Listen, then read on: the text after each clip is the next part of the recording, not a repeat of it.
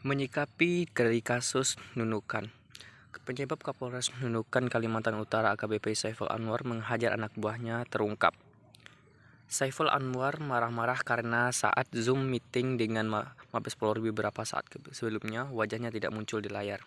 Informasi motif tindakan konyol Kapolres Nunukan itu dipaparkan Kabid Profesi dan Pengamanan Polda Kalimantan Utara, Kombes Pol Distrik Supit. Dan AKBP Saiful Anwar yang marah-marah mencari anak buahnya itu sehingga terlihat seperti di video AKBP Saiful Anwar ini menghajar anggotanya sampai terduduk. Aksi tersebut terekam oleh CCTV yang berlangsung saat acara bakti sosial AKBRI 1990 di Aula Mapolres Nunukan 21 Oktober 2021.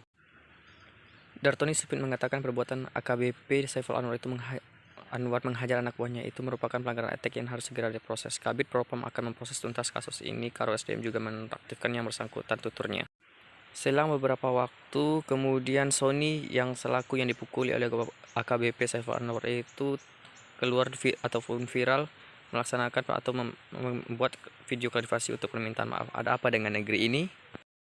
Sekian informasi yang kami rangkum, Kabar Anak Minang. Terima kasih, jangan lupa like dan subscribe.